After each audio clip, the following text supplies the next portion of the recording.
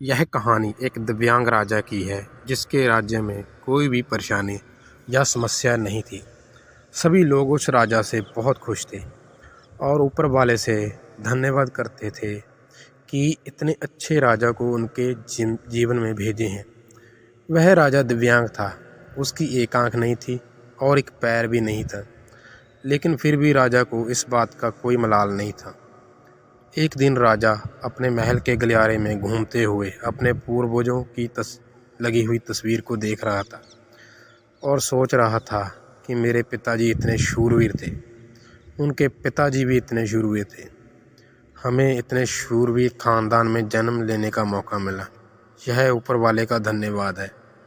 राजा ने सभी चित्र को देखते हुए आखिरी चित्र तक पहुंचा और फिर उस खाली जगह को देखा तो वह चिंता में पड़ गया, क्योंकि उसे मालूम था कि अब जहाँ जो तस्वीर लगेगी वह उसी की लगेगी।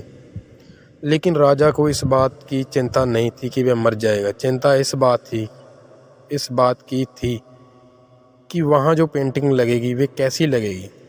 राजा की एक आंख और एक पैर ना होने की वजह से वह चिंता में पड़ गया और सोचने लगा कि इस गलियारे में इतने शानदार पेंटिंग लगे हैं, लेकिन मेरी एक आंख और एक पैर ना होने की वजह से मेरी ही तस्वीर सबसे ख़राब लगेगी और सबसे भद्दी लगेगी।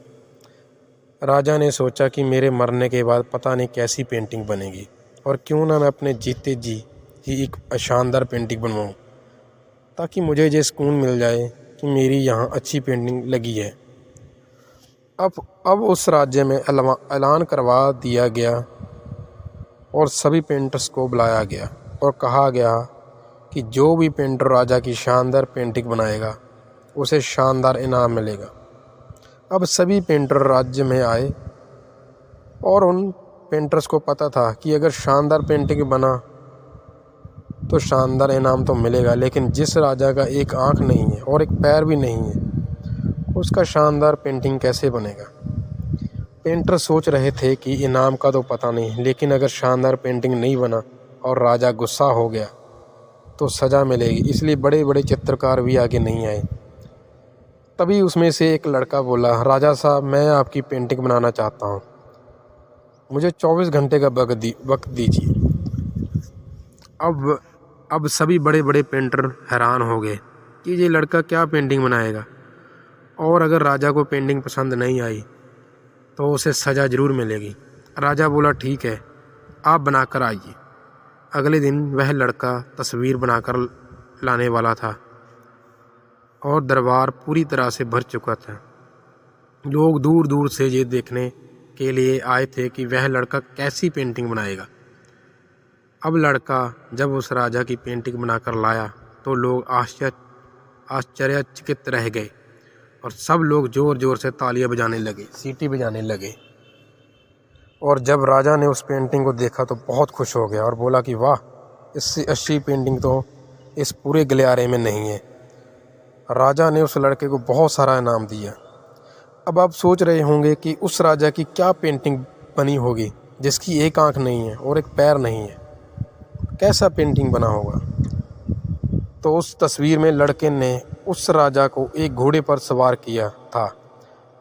एक साइड से उस राजा का एक पैर दिख रहा था और राजा तीर अंदाजी करते हुए निशाना लगा रहा था, और निशाना लगाते वक्त एक आंख बंद हो जाती है, और उस लड़के ने उस राजा की वही आंख बंद की थी जो राजा के पास नहीं थी।